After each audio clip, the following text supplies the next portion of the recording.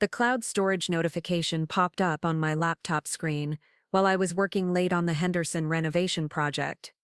It was innocent enough, just a shared folder synchronization, but when I clicked to access my design files, I found something that wasn't mine. Hidden among the furniture layouts and color schemes was a folder labeled Mountain Getaways, filled with dozens of intimate photos and videos spanning what looked like years. The first image showed my husband David kissing someone with long brown hair, identical to mine, but the birthmark on her shoulder told me everything I needed to know.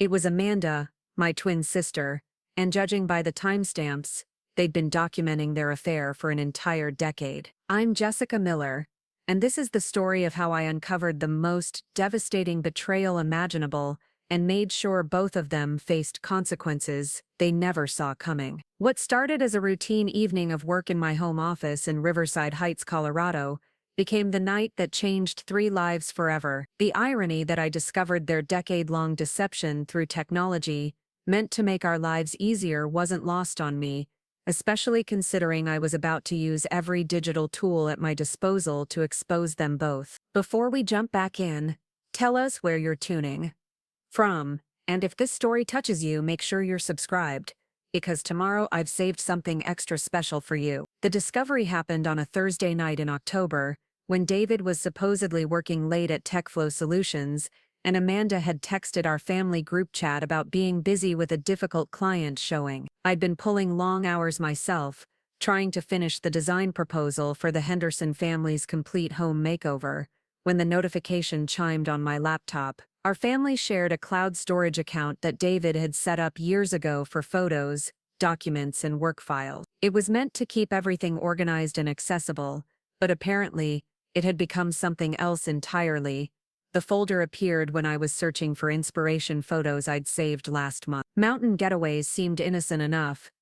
Maybe vacation photos David had uploaded, but the file dates went back years. The first photo loaded slowly, and my heart stopped. There was David, unmistakably my husband of 12 years, locked in a passionate embrace with someone who looked exactly like me. But the small crescent-shaped scar on her left shoulder, the one Amanda got when we were 7 and she fell off her bike, told me this wasn't some bizarre case of mistaken identity or a cruel joke. I sat frozen in my ergonomic office chair, the one David had bought me for my birthday 3 years ago, staring at proof that my twin sister and my husband had been living a double life. The photos spanned different seasons, different locations, different years. Some were taken at what looked like the Mountain View Hotel, others in various houses that I recognized as Amanda's real estate listings. The metadata on the files showed dates going back to 2014, just 2 years after David and I had married, when Amanda was going through her messy divorce from Mark. My hands trembled as I scrolled through what felt like an endless gallery of betrayal. There were romantic dinners,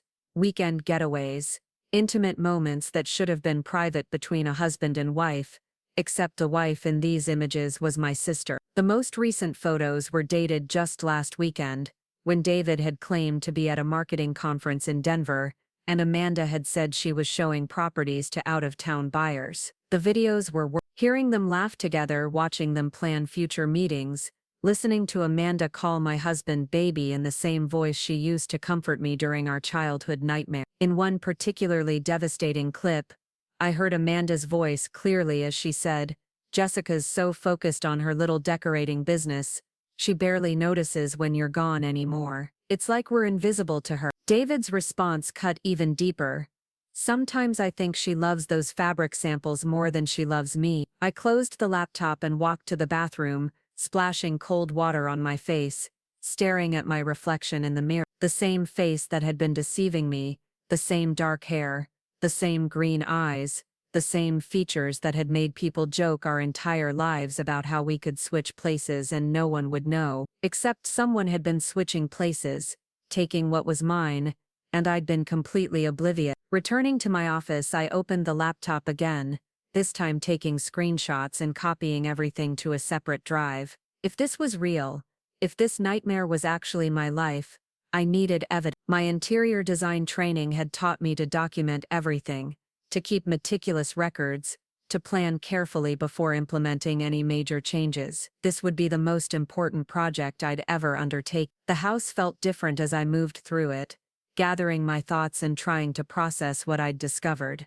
Our family photos lining the hallway seemed to mock me now. There was Amanda at our wedding, maid of honor crying during our vow. Amanda at Emma's birth, holding her newborn niece, while David and I recovered. Amanda at Tyler's 8th birthday party just 2 months ago, helping me hang decorations while David grilled burgers in the backyard. How long had they been looking at each other across our dinner table, sharing secret glances while I served meals and organized family gatherings? I walked into Emma and Tyler's rooms, watching them sleep peacefully, unaware that their world was about to change. Emma, 10 years old and already showing signs of inheriting my artistic eye, had been begging me to redecorate her room in a more mature style. Tyler, 8 and obsessed with soccer, had his walls covered with posters of his favorite player. They adored their Aunt Amanda, who brought them expensive gifts and took them on adventures while I was busy with work. The thought of explaining this betrayal to them made my stomach clench. My phone buzzed with a text from David,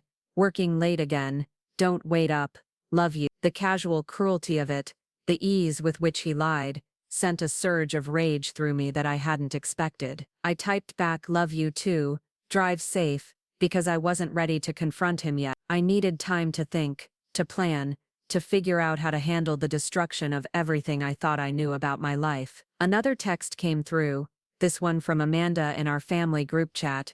"Hope everyone's having a good week. Can't wait for Mom and Dad's anniversary party planning meeting this weekend." Our parents' 40th wedding anniversary was coming up in December, and the whole family had been helping to organize a celebration at the Riverside Community Center. Amanda had volunteered to handle the decorations while I managed the catering, and David was supposed to create a digital slideshow of family memories. The irony of celebrating 40 years of faithful marriage while 2 of the planners were conducting a decade-long affair wasn't lost on me. I spent the rest of the night going through our shared files more systematically, discovering a pattern of deception that went far beyond the photos. There were hotel receipts charged to David's business credit card for conferences that didn't exist, restaurant bills for expensive dinners on nights when he'd told me he was working late, and Amanda claimed to be showing houses, vacation rental confirmations for weekend getaways, to mountain cabins during times when they'd both given me elaborate excuses for being unavailable. The financial evidence was damning enough,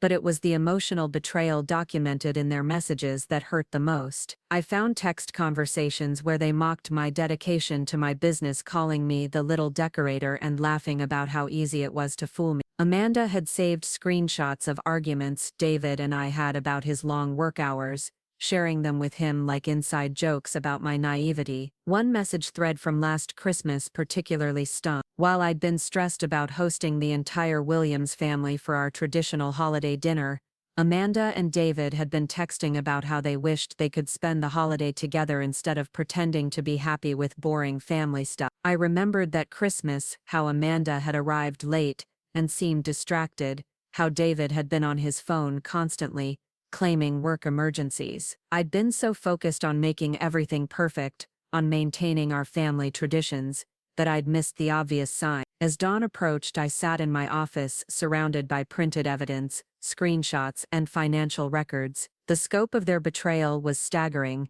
not just in duration but in the calculated cruelty of it. They hadn't just had an affair, they'd built an entire secret relationship that mocked everything I valued. They'd used my trust, my focus on family and business, my belief in the bond between sisters, as a cover for their deception. My phone buzzed again with David's morning routine text. "Good morning, beautiful, coffee's ready when you get up." I looked at the timestamp, 6:47 a.m., which meant he'd probably been up all night too, but not working late, as he'd claimed. Another lie in an endless chain of lies that I was only beginning to uncover. But instead of falling apart, instead of confronting them immediately or breaking down in tears, I felt something unexpected, a cold, calculating fury that reminded me why I'd been successful in business. I'd built Miller & Chen interior design from nothing, transforming empty spaces into beautiful homes, through careful planning and attention to detail. Now I was going to apply those same skills to a different kind of renovation project. I was going to methodically dismantle the lies that David and Amanda had built, and I was going to make sure the destruction was as complete and devastating as their betrayal had been. The first step was verification. I needed to confirm that what I'd found was current and ongoing, not some old affair that had ended. I needed allies who could help me gather more evidence without alerting them to my discovery, and I needed to choose the perfect moment and setting to expose them, somewhere that would maximize the impact and ensure there was no escape from the consequences. My laptop chimed with another cloud notification, and this time I smiled grimly as I opened. David and Amanda thought they were being clever, using our family technology to coordinate their secret life. They had no idea they'd just handed me the tools I needed to destroy them both. The Mountain Getaways folder they'd created would become their downfall, and I was going to make sure that when their world collapsed, everyone who mattered would be watching. I stood up from my desk, straightened my shoulders, and began planning the most important project of my life. David and Amanda thought they knew me, thought I was the trusting wife and sister who would never suspect anything. They were about to learn exactly how wrong they were, and by the time I was finished, they would understand that some betrayals come with a price that can never be repaid. The morning after my discovery, I stood in front of my bathroom mirror looking at the face that had betrayed me for 10 years. Jessica Miller, 38 years old, mother of 2, successful interior designer and apparently the most gullible woman in Riverside Heights, Colorado. But as I applied my makeup with steady hands and chose my outfit for what would be the most important performance of my life, I realized something crucial about myself. I wasn't just going to expose David and Amanda's affair. I was going to systematically destroy the carefully constructed lies they'd built around it, piece by piece, until there was nothing left but the truth and its devastating consequences. My reflection stared back at me with new resolve. For 12 years I'd been the perfect wife, the devoted sister, the reliable daughter who organized family gatherings and maintained traditions. I'd been so focused on creating beautiful spaces for other people that I'd failed to see the ugliness festering in my own home. But my background in interior design had taught me something valuable about renovation projects. Sometimes you can't just paint over the problems or rearrange the furniture. Sometimes you have to tear everything down to the foundation and rebuild from scratch. The irony of my situation wasn't lost on me as I prepared breakfast for Emma and Tyler, maintaining the illusion of normalcy while planning something that would shatter their world. My children chattered about their upcoming school projects and weekend plans, completely unaware that their father had been living a double life and their beloved aunt had been his partner in deception. Emma mentioned wanting to invite Aunt Amanda to her school's art show next week, and Tyler asked if Uncle David would help him practice soccer kicks this weekend. Each innocent comment felt like a knife twist, but I smiled and promised we'd figure out the family schedule soon. David appeared in the kitchen looking refreshed despite his supposed late night at the office. He kissed my cheek with the same casual affection he'd shown for years, poured his coffee into the travel mug I'd given him for our anniversary, and checked his phone with practiced nonchalance. Watching him lie so effortlessly, seeing how naturally the deception came to him, I realized this wasn't just about an affair. This was about a fundamental character flaw that had allowed him to betray not just me, but our children, our extended family and every value we'd claimed to share. After the kids left for school and David departed for another day of supposed work, I sat down with my laptop and began documenting everything I knew. My design business had taught me the importance of detailed project plans, and this would be the most complex project I'd ever undertaken. I created spreadsheets tracking David's claimed work schedule against the evidence of his actual whereabouts. I mapped out Amanda's real estate showings against the times she'd been unreachable. I cross-referenced our family events with their secret meetings, building a timeline that revealed the staggering scope of their deception. The more I investigated, the more I realized how systematically they'd manipulated our entire family dynamic. Every holiday gathering where Amanda had arrived late or left early, every work emergency that had pulled David away from family dinners, every time Amanda had declined invitations because she was too busy with difficult clients, or David had missed Emma's recitals due to urgent meetings. They'd been using our trust and love as cover for their betrayal, turning our family traditions into opportunities for their secret relationship. I discovered they'd developed an elaborate system of communication that had been hiding in plain sight. David's business trips that required him to leave early or return late, Amanda's real estate career that gave her access to empty houses and flexible scheduling. They'd even coordinated their stories, ensuring their alibis supported each other while making me feel guilty for questioning their dedication to work. The sophistication of their deception revealed a level of planning and cruelty that went far beyond a simple affair. As I delved deeper into their digital footprints, I found evidence that their relationship had evolved into something that mocked everything sacred about family bonds. They'd shared private conversations about me and the children, treating our family life like entertainment for their secret romance. Amanda had saved screenshots of arguments David and I had about money,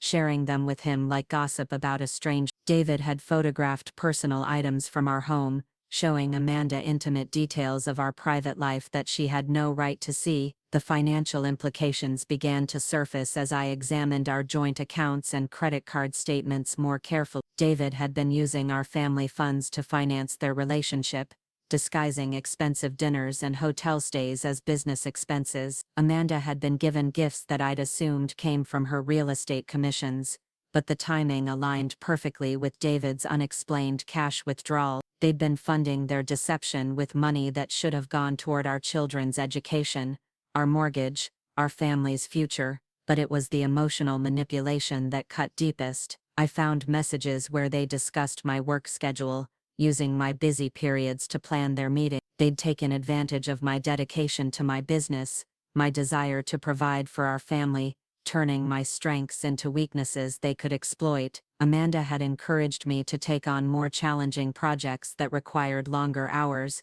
knowing it would give her more access to David. They'd weaponized my trust and ambition against me. The discovery of their mockery of our marriage vows was particularly devastating. In one conversation, Amanda had joked about how David's wedding ring had gotten in the way during one of their encounters, and David had responded by calling his marriage convenient camouflage. They'd treated our sacred commitment like a joke, reducing 12 years of shared history to nothing more than an inconvenience that provided cover for their real relationship. As the day progressed, I realized that confronting them individually would only result in denials, manipulation, and attempts to minimize their actions. They'd had 10 years to perfect their lies, and they'd use every tool at their disposal to avoid consequences. Direct confrontation would give them time to coordinate their stories, delete evidence, and potentially turn the situation against me. I needed a different approach, one that would expose them completely while ensuring they couldn't escape the reality of what they'd done. The plan that began forming in my mind wasn't just about revenge,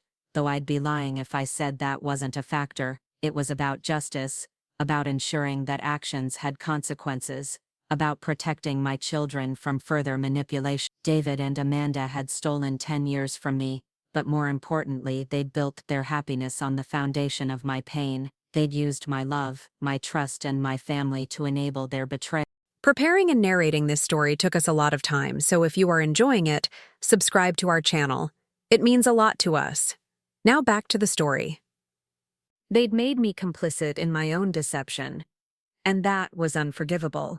I spent the afternoon researching divorce lawyers, private investigators, and forensic accountants.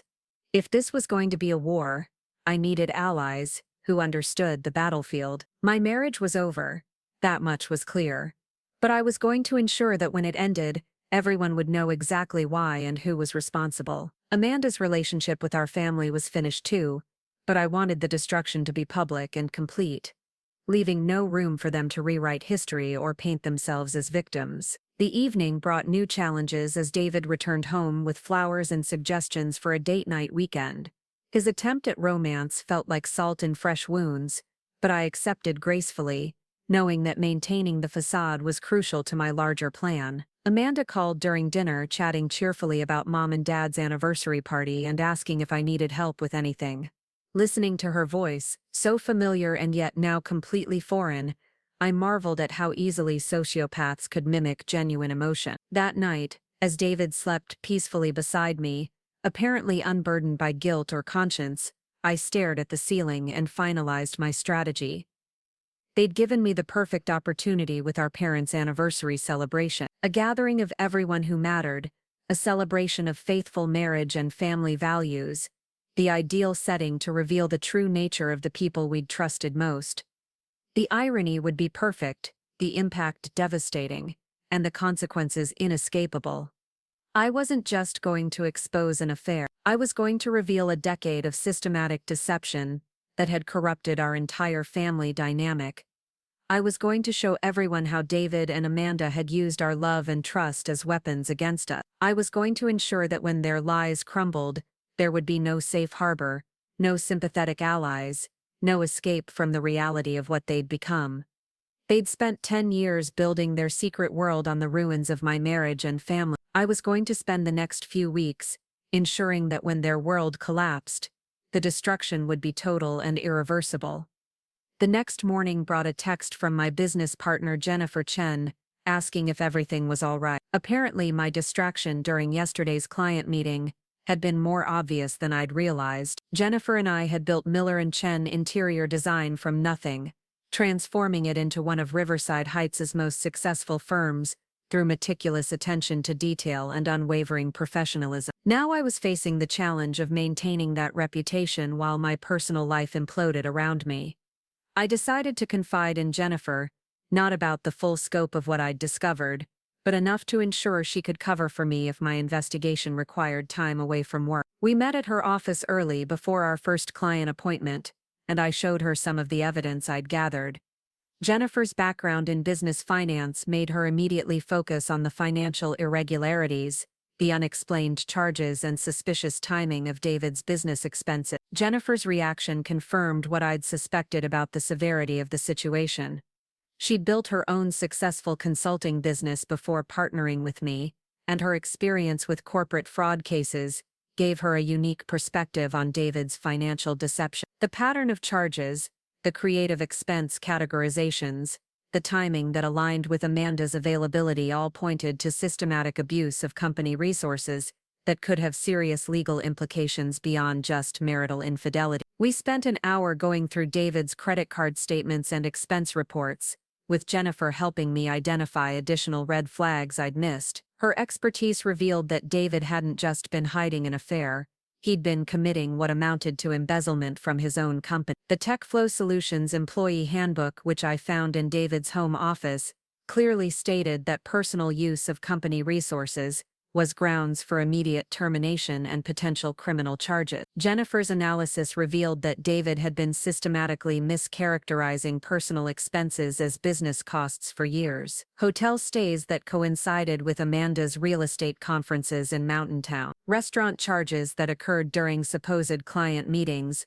but at locations where no TechFlow clients were based. Car rental fees for weekend trips that had nothing to do with David's marketing responsibility. The total amount was staggering, easily exceeding $20,000 over the past 3 years alone. But Jennifer's most valuable contribution was her suggestion to examine our shared business accounts for any suspicious activity. As I reviewed the Miller & Chen financial records, I discovered something that made my blood run cold. Someone had been accessing our business credit line without my knowledge, making small withdrawals that barely registered individually but totaled several $1,000s over the past year. The timing of these withdrawals coincided perfectly with David's unexplained cash expenditures. The realization that my own business had been compromised added a new dimension to my fury. David hadn't just betrayed our marriage, he'd violated the company I'd built with my own hands. The business that employed 3 full-time staff members and supported multiple contractors, the company that had earned respect in our community through years of honest work and satisfied clients. He'd put all of that at risk to fund his affair with my sister. Jennifer's expertise in forensic accounting proved invaluable as we traced the unauthorized access back to David's laptop,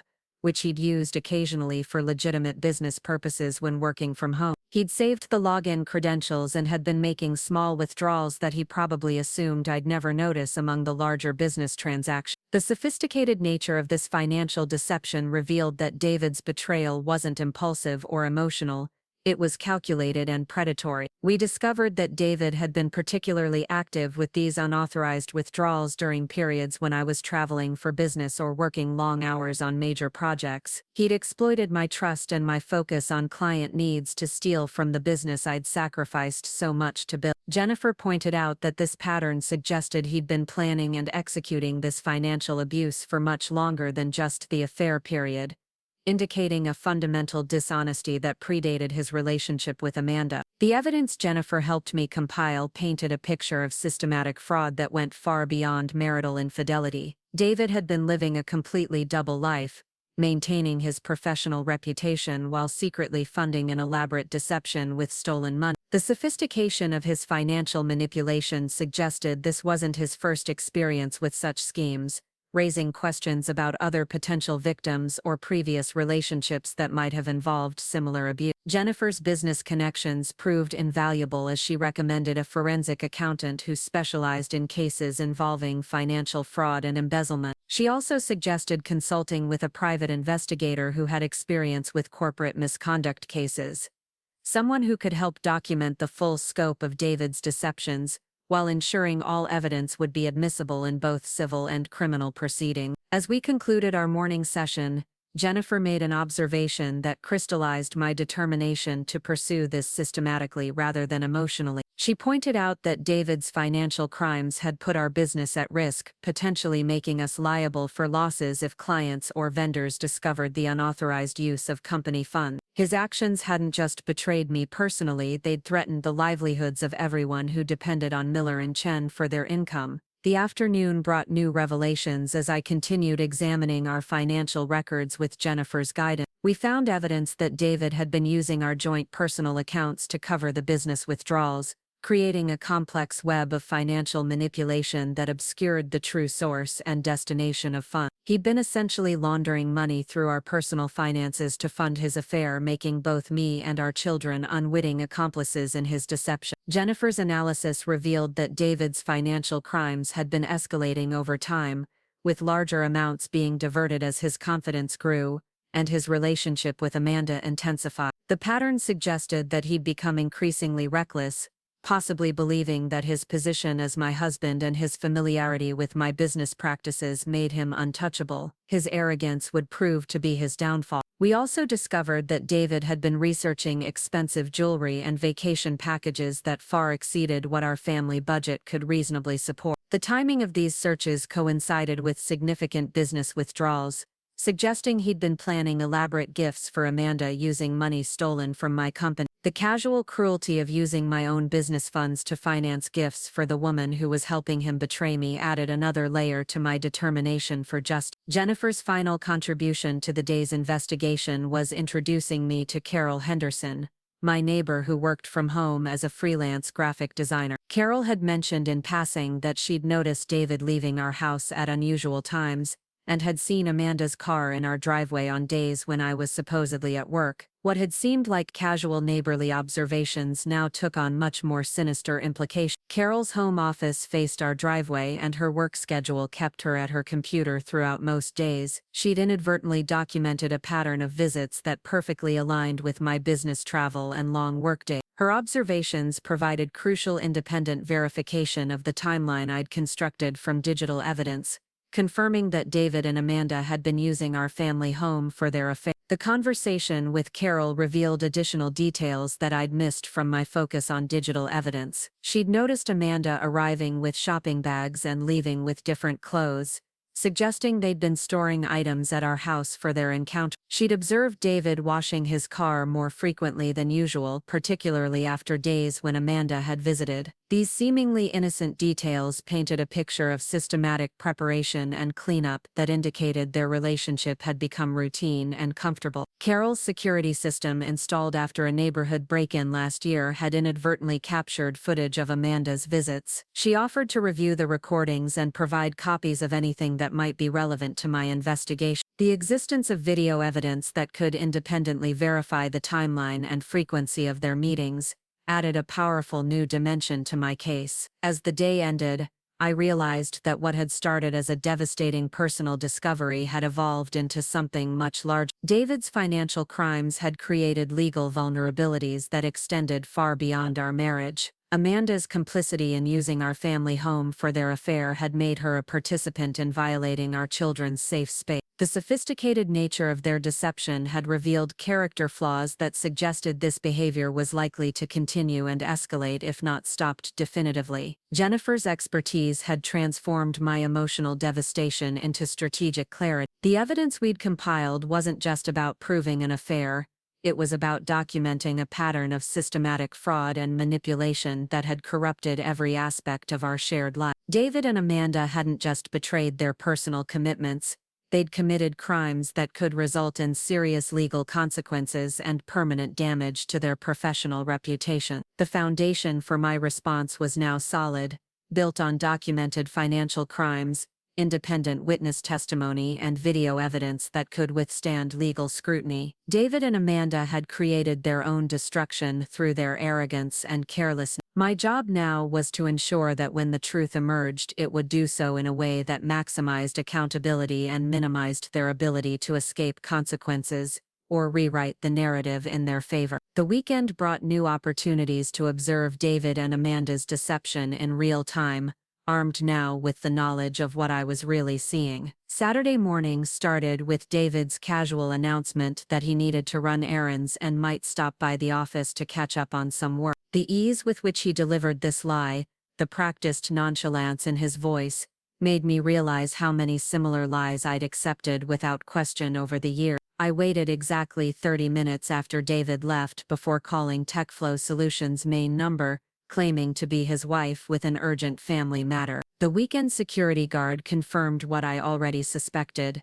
David hadn't badged into the building and no employees were scheduled to work in the marketing department that day. Another lie exposed with a simple phone call, adding to the growing mountain of evidence that David's relationship with truth was entirely situational. Amanda's participation in the weekend deception became clear when she called to cancel our planned shopping trip for Mom's anniversary party decoration. Her excuse about a last-minute showing for demanding clients sounded perfectly reasonable, delivered with the same concerned tone she'd used our entire lives when disappointing family members. I told her not to worry, that I understood how important her career was, while making note of another lie to add to my growing documentation. The children's innocent questions provided additional confirmation of the deception's scope. Emma asked why Daddy had been going to work so much on weekends lately, mentioning that her friend's father never worked on Saturdays. Tyler wondered why Aunt Amanda couldn't come to his soccer game next week, since she'd promised last month to attend. Their casual observations revealed that David and Amanda's lies had become so routine that even children were noticing the inconsistencies. I decided to test the depth of their deception by creating a scenario that would require them to coordinate their lies in real time. I called David around noon, claiming that Amanda had asked me to meet her at the Mountain View Hotel to look at their event spaces for a potential anniversary party venue. The pause before David's response was telling, followed by his suggestion that the hotel was probably too expensive and I should look at more affordable options. David's immediate knowledge of the Mountain View Hotel's pricing, despite claiming never to have been there, provided another piece of evidence. His attempt to discourage me from visiting the location where I'd seen them together in photos revealed his awareness of the risk my presence there would create. The sophistication of his misdirection showed that he'd been thinking strategically about protecting their secret meeting places. I followed up by calling Amanda with the same story, claiming that David thought the Mountain View Hotel would be perfect for an elegant anniversary celebration. Amanda's response was equally revealing, as she immediately began explaining why that particular venue wouldn't work for Mom and Dad's celebration. Her detailed knowledge of the hotel's layout and policies, supposedly from her real estate connections, aligned perfectly with the photos I'd found of their numerous visits. The coordination between their responses became even more obvious when David called me back an hour later with additional reasons why the Mountain View Hotel was unsuitable for our parents' party. He'd clearly spoken with Amanda, and they'd developed a unified strategy to keep me away from their preferred meeting location. Their ability to coordinate lies in real time demonstrated how practiced they'd become at managing their deception. Sunday brought the weekly family dinner at Mom and Dad's house, a tradition we'd maintained for years despite busy schedules and competing obligations. Watching David and Amanda interact while knowing the truth was like seeing a completely different movie than the one I'd been watching for 10 years. Every casual conversation, every shared laugh, every moment of apparent sibling-in-law affection was revealed as performance art designed to maintain their cover. The subtle touches became obvious once I knew to look for them. Amanda's hand briefly resting on David's shoulder as she passed behind his chair, David's eyes following Amanda when she left the room, the shared glances across the dinner table that I'd previously interpreted as normal family communication but now recognized as intimate connection between lovers. Their comfort with each other's physical presence spoke of a relationship that had moved far beyond the boundaries of family appropriateness. Their knowledge of each other's preferences and schedules was unnaturally detailed for in-laws who supposedly only interacted during family gatherings. Amanda knew exactly how David liked his coffee, information she shouldn't have possessed unless she'd been serving it to him regularly. David was aware of Amanda's work schedule in enough detail to make casual references to her difficult clients, knowledge that suggested much more regular communication than occasional family check-ins. The children's behavior provided additional confirmation of abnormal family dynamic. Emma and Tyler were more comfortable with Amanda than typical aunts might expect, suggesting she'd been spending significantly more time around our house than I'd realized. Their casual references to times when Aunt Amanda had been at our house while I was working revealed that her visits had become routine enough to seem normal to them. Mom and Dad's observations about David and Amanda's close relationship, which they'd always attributed to their shared marketing backgrounds and professional interests, took on new meaning in light of what I now knew. Their comments about how nice it was that David had someone in the family who understood business pressures were innocent, but revealed how successfully the affair had been disguised as professional mentorship. The conversation about work stress and family balance, a common topic at these dinners, became a performance piece where David and Amanda supported each other's fictional narrative. They backed up each other's claims about difficult clients, urgent projects, and weekend obligations with the kind of detailed knowledge that suggested extensive coordination. Their lies weren't just individual deceptions, they were collaborative fiction designed to maintain their secret relationship. During dessert, Amanda made a casual comment about understanding why David sometimes needed to work late, since her real estate career involved similar unpredictable hours. The way she delivered this support for his fictional overtime with just the right amount of sympathy and professional solidarity revealed how carefully they'd crafted their public personas to support their private relationship. They'd weaponized our family's love and trust against. The drive home provided an opportunity to test David's responses to direct questions about his relationship with Amanda. I mentioned how thoughtful it was that Amanda always seemed to understand and support his work schedule, wondering aloud how she'd become so knowledgeable about his professional responsibility. David's response was a masterpiece of deflection,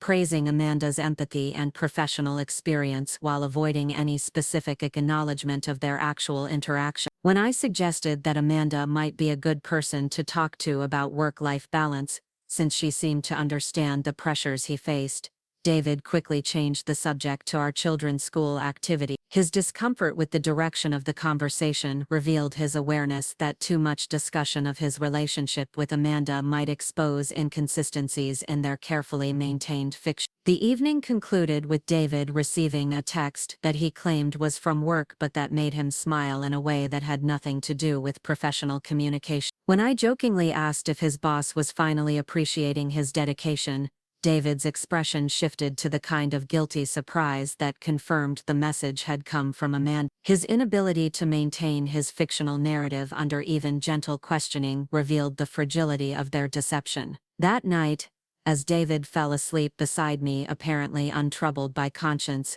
I lay awake processing the day's confirmations of their systematic betrayal. Every test I'd devised had revealed new layers of deception, new evidence of how completely they'd corrupted our family relationship. They'd turned our weekly dinners into opportunities for their secret communication. They'd used our children's trust to normalize Amanda's unusual presence in our home. They'd manipulated our parents' love for both of them to provide cover for behavior that would horrify Mom and Dad if they knew the truth. The weekend had provided crucial real-time evidence of their ongoing deception, proving that their affair wasn't just historical but actively continuing. Their coordination of lies, their intimate knowledge of each other's fictional schedules, their comfort with casual physical contact in family settings, all confirmed that their relationship had evolved into something that mocked every value our family held sacred. They'd built their happiness on a foundation of lies that involved and victimized everyone who loved them. Monday morning brought a call from Sarah Thompson, my best friend since college, and one of the few people I trusted completely. Sarah's legal expertise and her history with my family made her the perfect candidate for my first strategic alliance. Her law firm specialized in family law and fraud cases, giving her both the professional knowledge and the ethical framework I needed to ensure my response to David and Amanda's betrayal would be both effective and legally sound. I invited Sarah for coffee at Riverside Cafe, our usual meeting spot when we needed to discuss serious matters away from our respective offices. Sarah had been my maid of honor at my wedding to David, had helped me through the challenges of starting my business, and had been a consistent voice of reason during every major decision in my adult life. If anyone could help me navigate this devastating situation, it would be Sarah. The cafe was nearly empty on Monday morning, giving us privacy for what I knew would be a difficult conversation. Sarah immediately noticed my stress, commenting that I looked like I hadn't been sleeping well. Her attorney's instincts for reading people had always been sharp, and she could sense that something significant was troubling me before I said a word.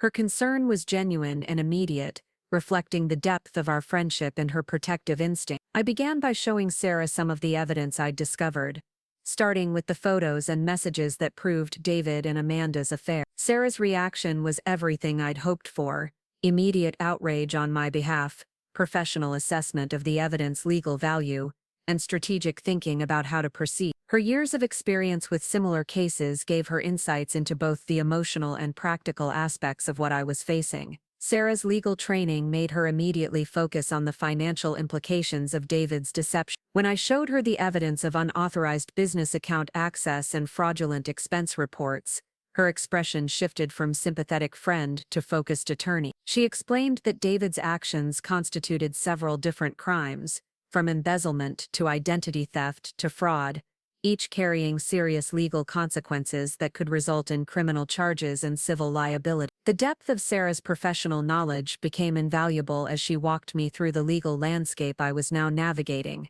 David's financial crimes had created multiple pathways for accountability, from criminal prosecution to civil lawsuits, to professional sanctions from his employer. Amanda's participation in the affair, particularly her use of our family home and her knowledge of the financial crimes, made her potentially liable as an accessory to several of David's illegal activity. Sarah's experience with family law cases gave her crucial insights into how to protect my children's interests throughout whatever legal proceedings might follow. She explained the importance of documenting not just the affair but its impact on our family finances and David's fitness as a parent. Her strategic thinking helped me understand that my response needed to consider not just immediate justice, but long-term protection for Emma and Tyler. The conversation revealed Sarah's awareness of subtle issues in my marriage that she'd observed but never mentioned. Her attorney's training in reading people had made her notice David's dismissive attitude toward my business success and his casual disrespect for my professional achievement. She'd also observed Amanda's competitive behavior toward me, particularly her tendency to undermine my accomplishments or redirect family attention away from my success. Sarah's professional connections became immediately relevant when she offered to refer me to specialists who could help with different aspects of my situation. She knew forensic accountants who could trace the full extent of David's financial crimes, private investigators who specialized in infidelity cases, and therapists who worked with families dealing with betrayal trauma. Her network would provide the expert support I needed to handle this systematically. The legal implications of my discovery method became a crucial topic as Sarah explained how to ensure all evidence would be admissible in court proceedings. The shared cloud storage account gave me legal access to the files David and Amanda had stored there, but any additional investigation would need to be conducted carefully to avoid privacy violations that could compromise the case. Her guidance on evidence preservation would be essential for protecting my legal position. Sarah's insights into Amanda's potential legal vulnerabilities revealed aspects of the situation I hadn't fully considered. As a real estate agent, Amanda held professional licenses that could be affected by her involvement in financial crimes and her use of client properties for personal affairs. Her professional reputation and career prospects could be significantly damaged if her misconduct became public knowledge, adding leverage to my position. We spent considerable time discussing the psychological aspects of David and Amanda's betrayal, with Sarah helping me understand the narcissistic patterns that enabled such elaborate deception. Her experience with similar cases revealed that people capable of maintaining such long-term lies often had fundamental character disorders that made them unlikely to change without serious consequence. Her professional perspective helped me understand that this wasn't a mistake that could be forgiven and forgotten. Sarah's strategic mind immediately grasped the opportunity presented by our parents' anniversary celebration. She understood that public exposure at a family event would maximize the social and emotional consequences, while ensuring that David and Amanda couldn't control the narrative or limit the audience for their downfall. Her legal background also helped her appreciate the symbolic justice of exposing their betrayal at a celebration of faithful marriage. The financial analysis Sarah provided revealed the true scope of damage David's crimes had caused to our family's economic security. Beyond the immediate theft from my business accounts, his fraudulent expense reporting had created tax liabilities and potential legal issues with his employer that could affect our joint assets and future earning potential. Her expertise helped me understand that this wasn't just about the money he'd stolen, but about the financial chaos his deception had created. Sarah's experience with fraud cases made her immediately recognize patterns in David's behavior that suggested this might not be his first experience with financial deception. She recommended investigating his previous employment and personal relationships for evidence of similar misconduct. Understanding that people who commit elaborate financial fraud rarely limit themselves to single victims or time. Her suggestion to look deeper into David's history opened new avenues for investigation. The conversation concluded with Sarah offering to represent me throughout whatever legal proceedings might follow my exposure of their crime. Her willingness to take on my case professionally, despite our personal friendship, reflected both her confidence in the strength of my evidence and her commitment to ensuring David and Amanda faced appropriate consequences. Having someone with her expertise and dedication on my side transformed my position from victim to strategic prosecutor. Sarah's final contribution to our morning session was providing me with a secure communication system that would protect our strategy discussions from any potential surveillance or evidence tampering. Her experience with high-stakes cases had taught her the importance of maintaining confidential communications throughout sensitive investigations. Her professional paranoia would prove essential for protecting my plans from discovery. As we parted ways, Sarah made a commitment that sealed our alliance and gave me confidence for the battles ahead. She promised to dedicate whatever time and resources were necessary to ensure David and Amanda faced full accountability for their actions. Her professional reputation and personal integrity were now committed to achieving justice in my case, transforming my solitary anger into a strategic partnership with someone who had the skills and determination to ensure my victory. The afternoon brought new energy to my investigation as I began implementing Sarah's recommendations for evidence preservation and strategic planning. Her legal expertise had transformed my emotional devastation into a systematic prosecution strategy that would ensure David and Amanda's crimes were exposed completely and their consequences were permanent. With Sarah's alliance secured, I was ready to begin the next phase of my campaign for justice. Detective Mike Rodriguez came highly recommended by Sarah's firm as someone who specialized in infidelity investigations with complex financial components. His office in downtown Denver was modest but professional, filled with case files and computer equipment that spoke to his methodical approach to gathering evidence. Mike's background as a former police detective gave him access to resources and investigative techniques that would prove invaluable in uncovering the full scope of David and Amanda's deception. Our initial meeting revealed that Mike had handled several cases involving professional couples who used their careers to facilitate affairs, making him uniquely qualified to understand the sophisticated nature of David and Amanda's operation. His experience with real estate agents who used client properties for personal purposes provided immediate insights into how Amanda had been able to maintain such an elaborate secret relationship without detection. Mike's professional network included contacts at hotels,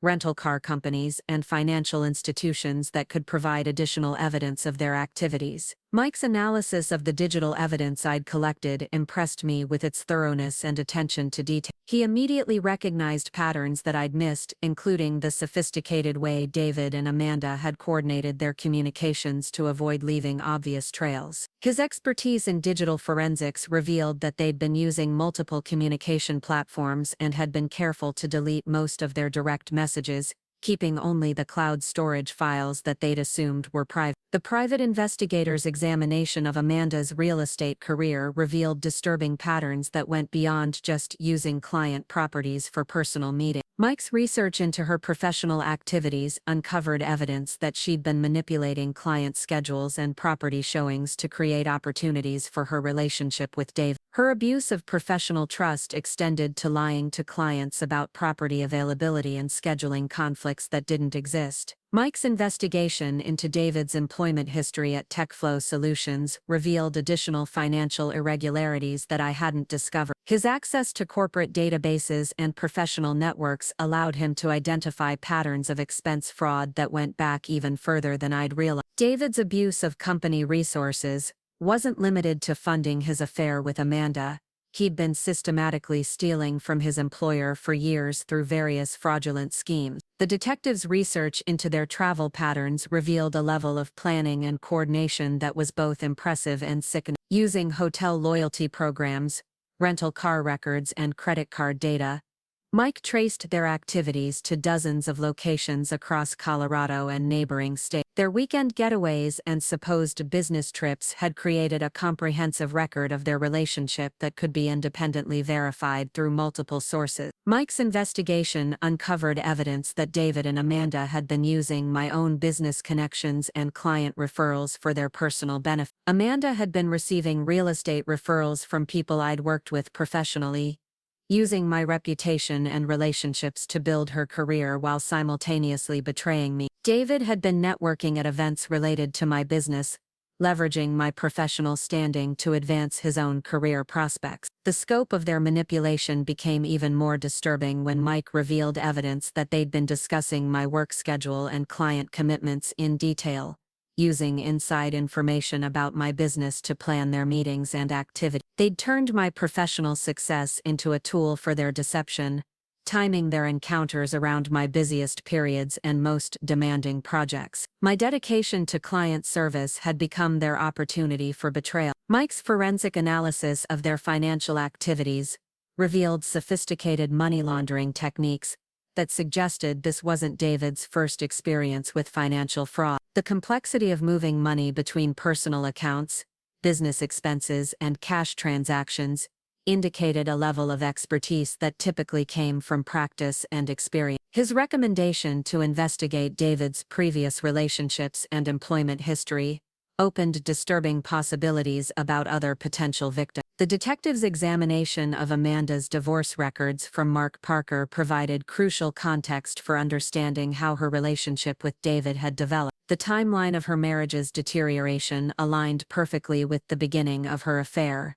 suggesting that David might have been a contributing factor in the breakdown of Amanda's previous relationship. Mark's claims about Amanda's infidelity during their divorce proceedings, which had seemed vindictive at the time, now appeared to have been accurate. Mike's professional network provided access to witnesses and evidence that I never could have obtained independently. His contacts at the Mountain View Hotel confirmed the frequency of David and Amanda's visits and provided detailed records of their activity. The hotel staff's recognition of them as a regular couple, complete with preferences for specific rooms and services, painted a picture of a relationship that was far from casual or temporary. The investigation revealed that David and Amanda had been researching expensive vacation destinations and luxury purchases that were completely beyond what either of their legitimate incomes could support. Their Pinterest boards and internet search histories, recovered through Mike's digital forensics work, showed planning for a lifestyle that could only be sustained through continued financial fraud. They'd been living in a fantasy funded by stolen money and enabled by their systematic deception of everyone who trusted them. Mike's analysis of their communication patterns revealed sophisticated operational security measures that indicated awareness of the criminal nature of their activity. They'd been using encrypted messaging apps, disposing of phones regularly, and avoiding electronic communications during certain periods. Their behavior demonstrated consciousness of guilt and preparation for potential discovery that went far beyond simple marital infidelity. The detectives' research into local real estate transactions revealed that Amanda had been using her professional access to identify properties that would serve their needs for private meetings. Her knowledge of vacant homes, seller schedules, and property access codes had enabled them to use multiple locations across the Denver metropolitan area. The violation of her professional responsibilities and client trust added another dimension to the legal consequences she would face. Mike's investigation uncovered evidence that David had been inflating his income and professional status to Amanda, apparently attempting to impress her with fictional wealth and career prospects. His lies to his affair partner about his financial situation and future earning potential revealed a level of deception that extended even into their secret relationship. Neither of them had been honest with anyone, including each other. The scope of their impact on my business became clearer through Mike's analysis of client communications and project timelines. David's theft from my company accounts had forced me to decline potential projects and had affected my ability to invest in business growth opportunities. Amanda's referral fraud had damaged relationships with professional contacts who had expected a certain level of service and integrity from my business network. Mike's experience with similar cases provided valuable insights into the psychological profiles of people capable of maintaining such elaborate deceptions over extended periods. His assessment suggested that both David and Amanda displayed narcissistic personality traits that made them unlikely to feel genuine remorse or to change their behavior without serious external consequence. Their pattern of manipulation and exploitation would likely continue unless definitively stopped. The detective's final recommendation was to coordinate the exposure of their crimes with law enforcement agencies that could pursue criminal charges while ensuring that civil remedies remained available. His professional relationships with prosecutors and financial crimes investigators would be crucial for ensuring that David and Amanda faced the full legal consequences of their actions. Mike's strategic approach would maximize accountability while protecting my interests and my children's welfare. The war room I established in my home office became the command center for orchestrating what would be the most important presentation of my life. Maps of the Riverside Community Center covered one wall, showing sightlines, exits, and optimal positioning for maximum impact during the anniversary revelation. Technical specifications for the venue's audio-visual system lay scattered across my desk alongside timeline charts and contingency plans for every possible scenario I could imagine. Working with Sarah's legal expertise and Mike's investigative resources, I began crafting a multimedia presentation that would expose David and Amanda's decade of deception with surgical precision. The evidence needed to be organized chronologically to show the evolution of their relationship from initial betrayal to systematic fraud. Each piece of proof required independent verification and multiple sources to ensure that their inevitable denials would be immediately contradicted by irrefutable facts. The psychological impact of the revelation required careful consideration of the audience and their relationship to the perpetrator. Mom and Dad's friends and extended family needed to understand not just that an affair had occurred, but that they'd been manipulated and deceived by people they'd trusted completely. The presentation structure would begin with the personal betrayal but escalate to show how David and Amanda's lies had corrupted every interaction and violated every relationship they'd claimed to value. Jennifer's business expertise proved invaluable in organizing the financial evidence into comprehensible charts and graphs that would make the scope of David's crimes immediately apparent to laypeople. The money trail needed to tell a story that connected his theft from my business to his funding of the affair, showing how my hard work and sacrifices had been converted into gifts and experiences for Amanda. The visual representation of financial fraud would transform abstract numbers into concrete theft that everyone could understand. The technical requirements for the presentation demanded professional-grade equipment and backup systems to ensure that David and Amanda couldn't sabotage the revelation through technological interference. Sarah's law firm had connections with event production companies that specialized in legal presentations, providing access to equipment and expertise that would guarantee flawless execution. Multiple redundant systems would prevent any possibility of technical failure that could compromise the exposure. Carol Henderson's security footage provided crucial visual evidence that would make denial impossible, but the video clips required careful editing to maximize their impact while maintaining their legal admissibility. Mike's expertise in evidence preservation ensured that every frame would meet courtroom standards while telling the story of systematic deception that had been occurring literally under my nose. The security videos would serve as independent verification of every major claim in the presentation. The coordination with law enforcement required delicate timing to ensure that criminal charges could be filed immediately after the public exposure, preventing David and Amanda from destroying evidence or fleeing to avoid accountability. Mike's contacts in the financial crimes unit had reviewed the evidence and confirmed that multiple felony charges were appropriate, but they needed the presentation to proceed first to avoid alerting the suspects to the pending investigation. The guest list for the anniversary party became a strategic consideration as I identified key witnesses, potential allies, and people whose presence would maximize the social and professional consequences of the revelation. David's colleagues from TechFlow Solutions needed to be present to understand the scope of his professional misconduct. Amanda's real estate clients and colleagues required exposure to her violations of professional trust and ethical obligation. The timing within the anniversary celebration demanded careful choreography to ensure maximum attendance and attention while honoring Mom and Dad's special occasion appropriately. The presentation would follow the traditional toasts and formal remarks, positioned as a special tribute to faithful marriage and family values.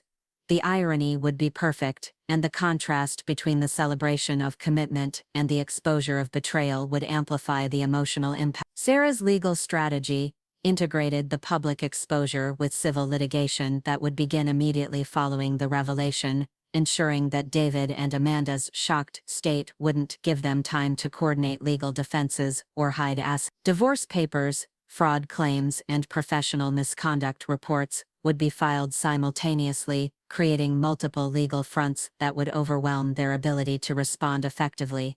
The coordinated assault would ensure comprehensive accountability. The protection of Emma and Tyler throughout the exposure required careful planning to shield them from the initial trauma while ensuring they would learn the truth in an age-appropriate manner. Sarah had arranged for a trusted family therapist to be present at the event, ready to provide immediate support and guidance for helping the children process their father's crimes and their aunt's betrayal. Their emotional welfare would be the top priority throughout the proceeding. The media strategy needed to balance public accountability with family privacy, ensuring that David and Amanda's crimes became public knowledge without exposing the children to unnecessary scrutiny or embarrassment. Mike's contacts with local journalists would provide controlled release of information that focused on the financial crimes and professional misconduct, rather than sensationalizing the personal aspects of the betrayal. The venue preparation required installing additional security measures to prevent David and Amanda from leaving before law enforcement could take them into custody, while maintaining the appearance of a normal family celebration until the moment of revelation. Plainclothes officers would be positioned throughout the community center, ready to respond immediately when the evidence was presented and criminal behavior was exposed. The presentation rehearsals became crucial for ensuring that my delivery would be calm, professional, and devastating in its factual precision. Practicing with Sarah and Jennifer helped me anticipate David and Amanda's likely responses and prepare counter-arguments that would neutralize their attempts at manipulation or denial. The emotional control required for public speaking about such personal betrayal demanded extensive preparation and professional coaching.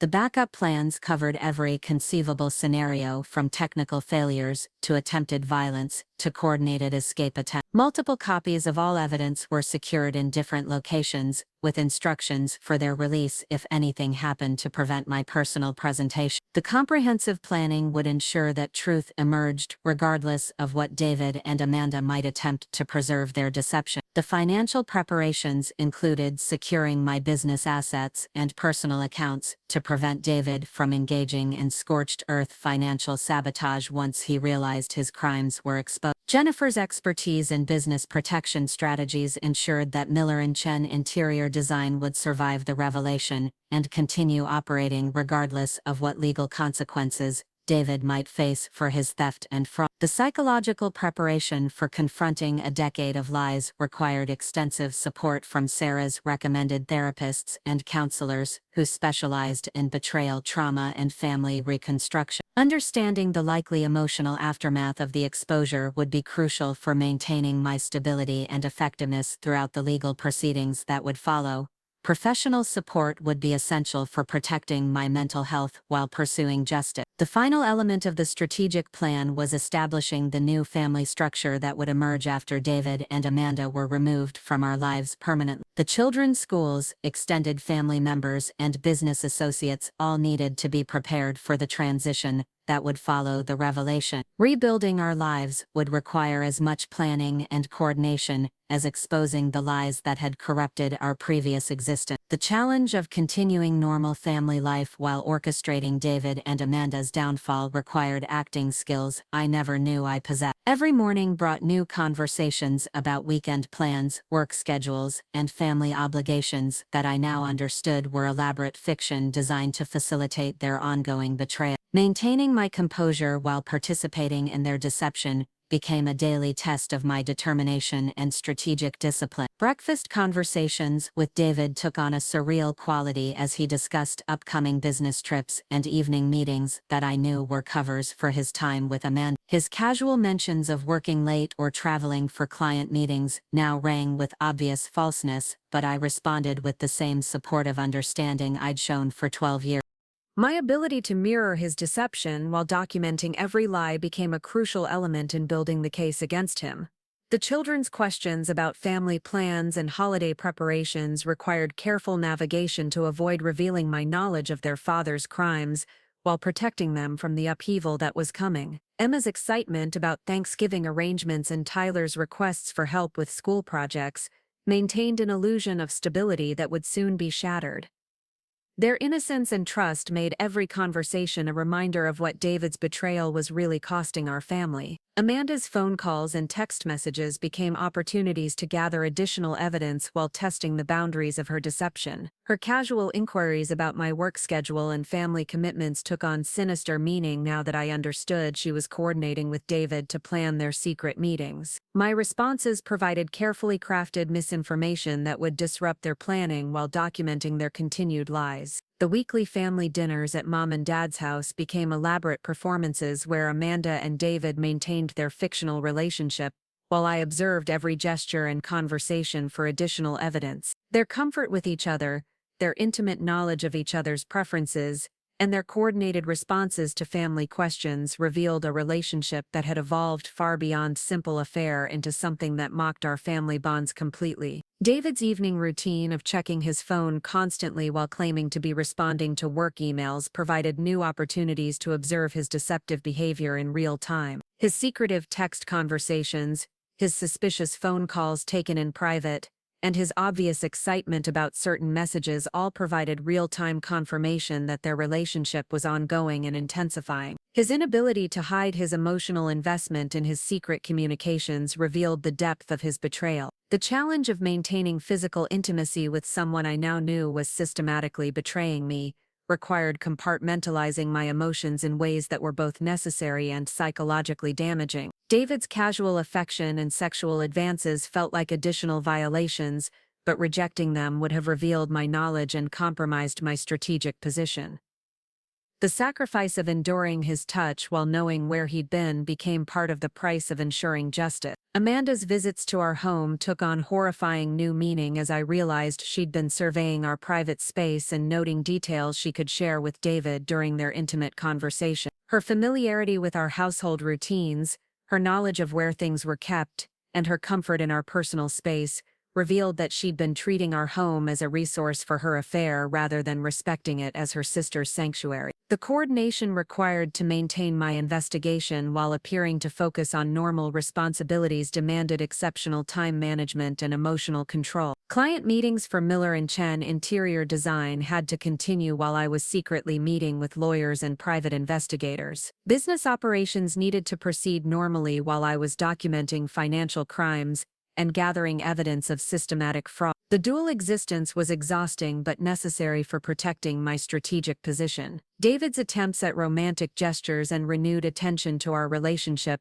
revealed his awareness that something in our marriage had shifted, even if he didn't understand what had changed. His suggestions for date nights and weekend getaways felt like desperate attempts to reinforce his cover story while maintaining access to family resources. His increased affection was manipulation designed to prevent me from questioning his behavior or investigating his activity. The school events and children's activities that required both parents' attendance became opportunities to observe David's stress levels and his ability to maintain his deception under family scrutiny. His discomfort during parent-teacher conferences and his distraction during Emma's soccer games revealed someone who was struggling to balance multiple lives and commitments. His guilty behavior became increasingly obvious to anyone who knew what to look for. Amanda's increased involvement in anniversary party planning provided perfect cover for additional meetings with David, while giving me more opportunities to document their coordination and deception. Her suggestions for venues,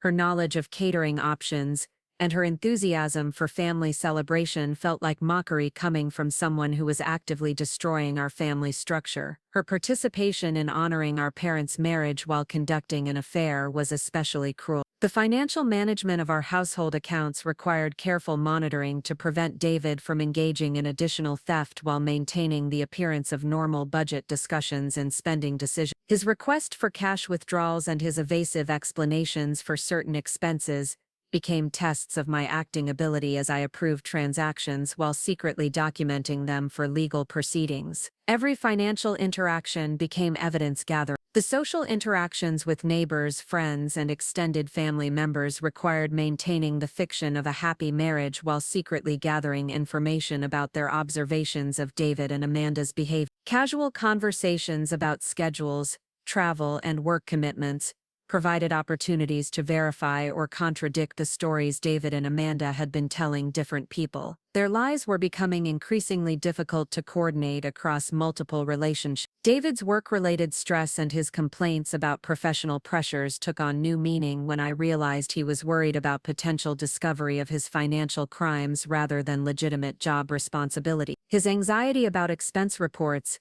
his nervousness about company meetings, and his defensive reactions to questions about his work revealed someone who was aware that his professional misconduct was creating serious vulnerability. The preparation for Mom and Dad's anniversary celebration required extensive interaction with both David and Amanda while maintaining enthusiasm for an event that would result in their destruction. Their excitement about the party planning, their suggestions for special touches, and their apparent investment in creating a memorable celebration felt like additional betrayal when I knew they would be the ones destroying the event they were helping to create. The emotional toll of maintaining this elaborate deception while preparing for their exposure required constant vigilance to prevent my knowledge from showing in my expressions, tone of voice, or behavior pattern. Every conversation was a potential minefield where revealing my awareness could compromise months of careful planning and evidence gathering. The psychological pressure of living with such explosive secrets while appearing normal became one of the most challenging aspects of the entire process. The final weeks before the anniversary party brought increased coordination between David and Amanda as they planned what they assumed would be another successful family event where they could continue their deception. Their comfort with their secret relationship,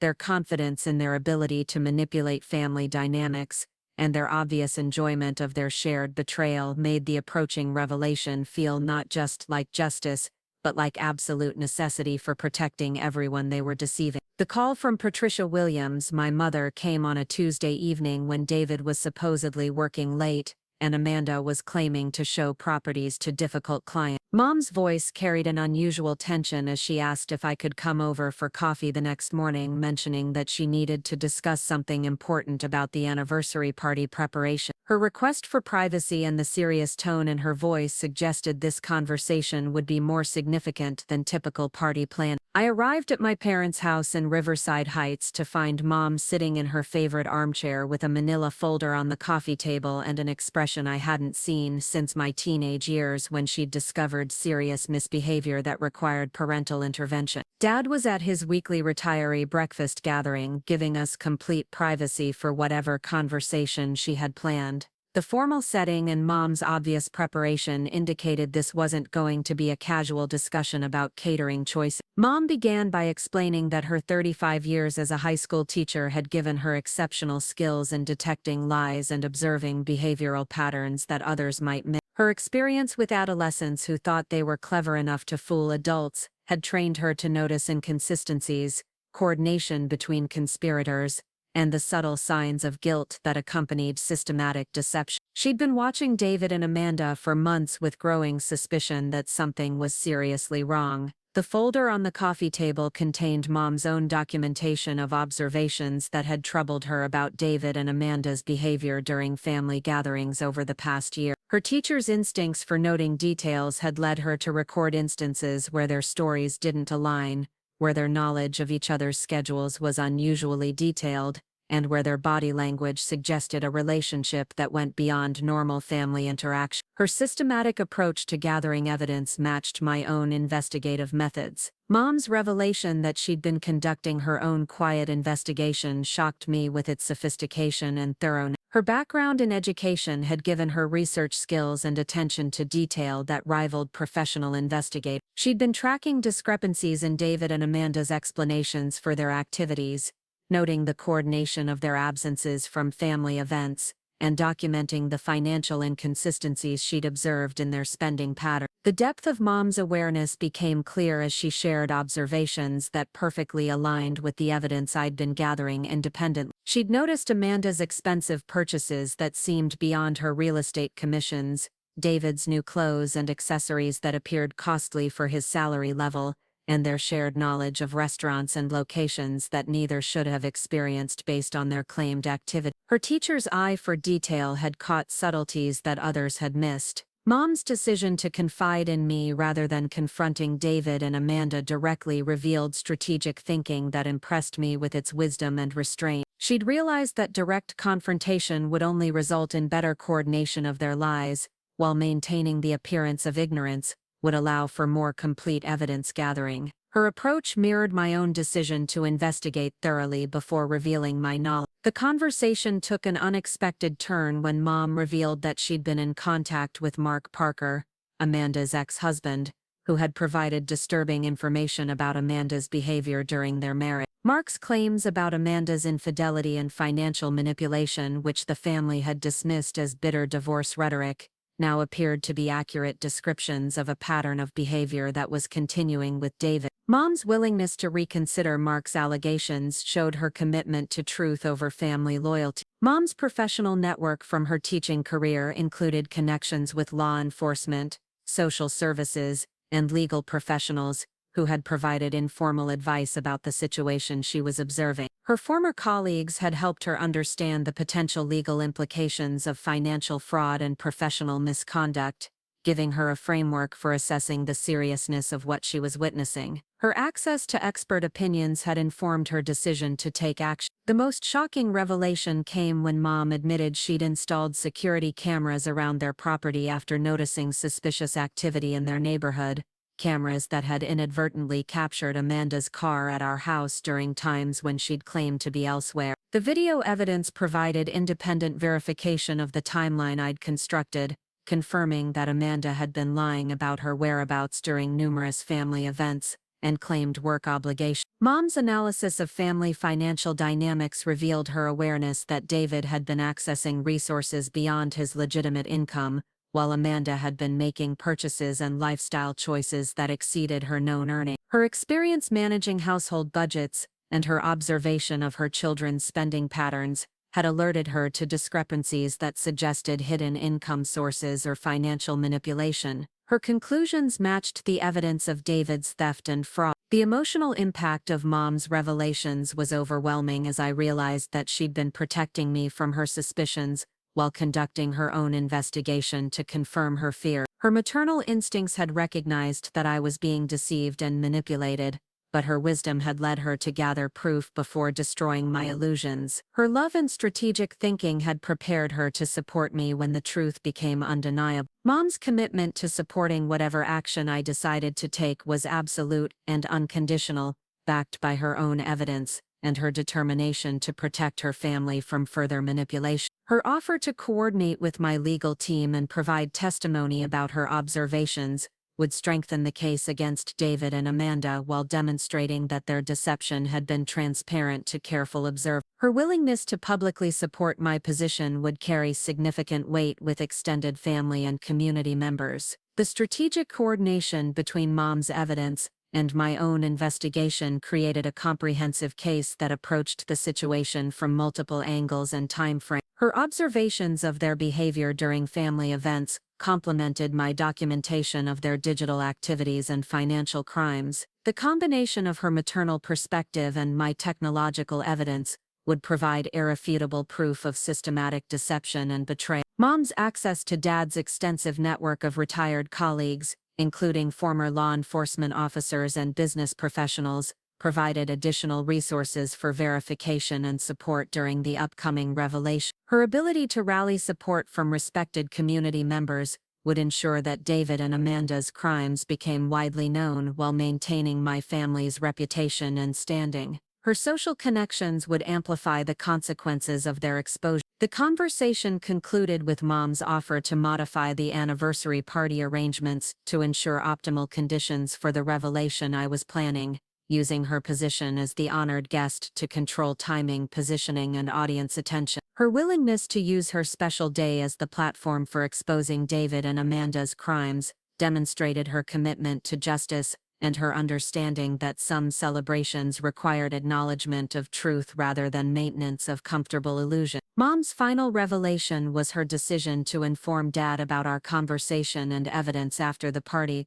recognizing that he would need time to process the betrayal before being thrust into public exposure of his son-in-law's crimes and daughter's complicity. Her protective instincts extended to managing Dad's emotional reaction while ensuring his support for whatever consequences would follow the revelation. Her wisdom in timing these revelations showed her understanding of family dynamics and emotional management. The alliance with Mom transformed my position from isolated victim to supported family member with institutional backing for my quest for justice. Her evidence, her observations, her community connections, and her unwavering support created a foundation that would ensure David and Amanda's exposure resulted in complete accountability rather than temporary embarrassment. Her involvement guaranteed that their crimes would have lasting consequences that matched the severity of their betrayal. The Monday morning phone call from David's supervisor at TechFlow Solutions came earlier than expected, catching me in my home office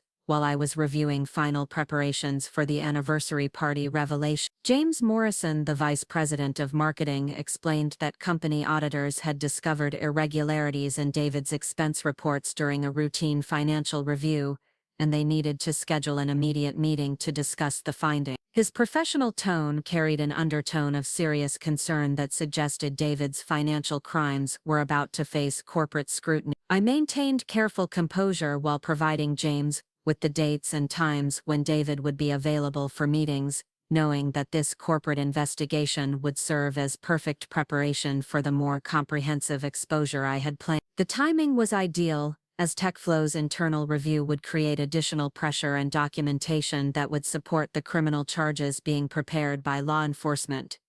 David's confidence in his deception was about to face its first serious challenge. The corporate investigation moved quickly once TechFlow's financial team began examining David's activities systematically. Jennifer Chen, whose forensic accounting expertise had been crucial in my investigation, received a call from TechFlow's auditing firm requesting consultation on expense fraud patterns and financial crime detection. Her professional involvement in the corporate review would ensure that no detail was overlooked and that David's crimes were documented with precision that would meet legal standards. David's behavior during the corporate investigation provided real-time confirmation of his guilt and his awareness that his financial crimes were being discovered. His increased anxiety, his nervous phone calls with lawyers, and his attempts to explain away obvious discrepancies revealed someone who knew he was facing serious professional and legal consequences. His inability to maintain his usual confident demeanor showed the psychological pressure of having his systematic fraud exposed to official scrutiny. The scope of David's theft from TechFlow Solutions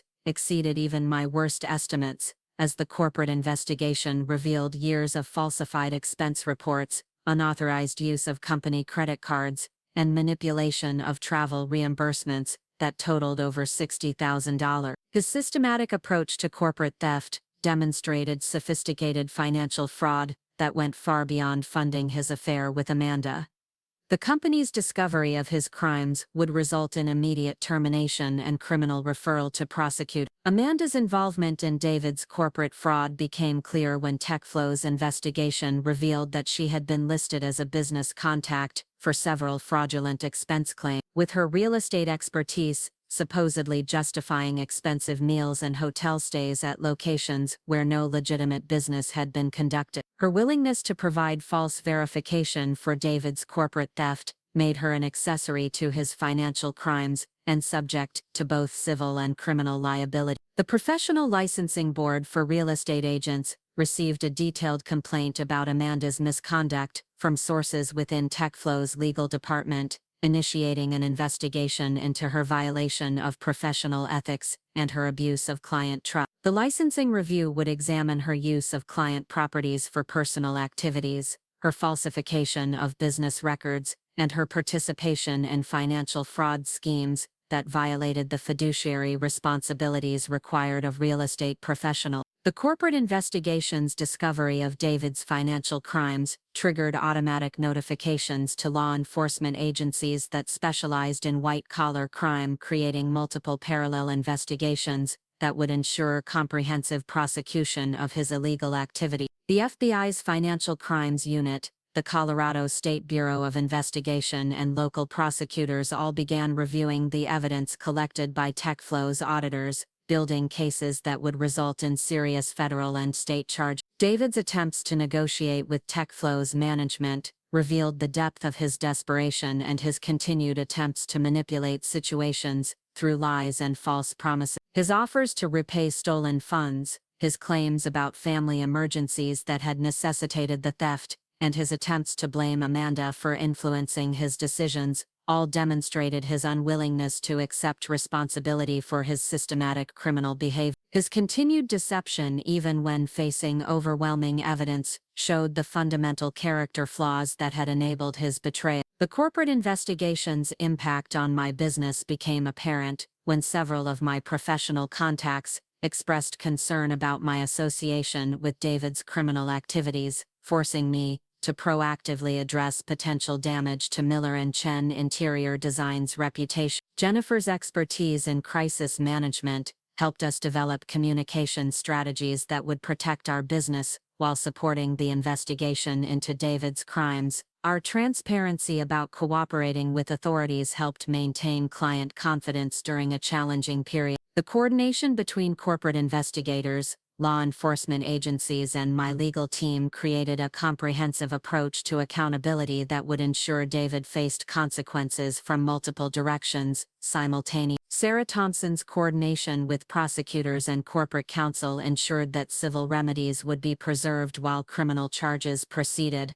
maximizing the financial recovery possible while securing appropriate punishment for his crime. Amanda's real estate career faced immediate jeopardy as news of her involvement in David's financial crimes spread through professional networks, with clients and colleagues expressing concern about her trustworthiness and professional judgment. Several pending transactions were canceled when buyers learned about the investigation, and her real estate firm began distancing themselves from her activities to protect their corporate reputation. Her professional destruction was proceeding exactly as planned. The media attention generated by David's corporate fraud case provided perfect preparation for the more comprehensive exposure planned for the anniversary party, as local business journalists began investigating the scope of financial crimes and professional misconduct involved in the case. Their preliminary reporting created public awareness that would amplify the impact of the complete revelation while ensuring that David and Amanda's crimes received appropriate community attention. David's legal representation revealed the seriousness of his situation as he retained criminal defense attorneys who specialized in white-collar crime and financial fraud cases. His lawyers' immediate focus on plea negotiations and damage control indicated their assessment that the evidence against him was overwhelming and that his best option was minimizing rather than avoiding consequence. His expensive legal team represented a final attempt to escape accountability through professional manipulation. The corporate investigation's findings were shared with other companies in David's industry, creating professional consequences that extended far beyond his current employment and would affect his ability to find future work in marketing or business development. His reputation for financial fraud would follow him throughout his career, ensuring that his crimes had lasting professional consequences that matched the personal destruction he had caused through his betrayal. The week before the anniversary party brought a cascade of desperate attempts by David and Amanda to control the narrative as they began to realize that their carefully constructed world was collapsing around them. David's termination from TechFlow Solutions had been accompanied by criminal referrals and civil lawsuits that made his financial crimes a matter of public record, while Amanda's real estate license was under investigation for professional misconduct that threatened her career and reputation. David's confrontation with me on Thursday evening revealed his awareness that I knew more about his activities than I had previously disclosed, though he remained unaware of the full scope of evidence I had gathered or the comprehensive exposure planned for the anniversary celebration. His desperate attempts to control the conversation, his offers to explain his financial difficulties, and his claims about temporary poor judgment, all demonstrated his recognition that his lies were no longer sustainable. The desperation in David's voice as he attempted to negotiate some kind of understanding or forgiveness revealed someone who was beginning to comprehend the magnitude of consequences he was facing, while still hoping to minimize accountability through manipulation and false promises. His suggestions that we could work through our problems together, his claims about loving our family, and his attempts to blame work stress and family pressures for his criminal behavior all rang hollow given the systematic nature of his deception. Amanda's phone calls became increasingly frantic as she realized that David's corporate troubles were affecting her own professional standing and that their secret relationship was becoming a liability rather than an asset. Her attempts to distance herself from David's financial crimes while maintaining their personal relationship revealed someone who was primarily concerned with self-preservation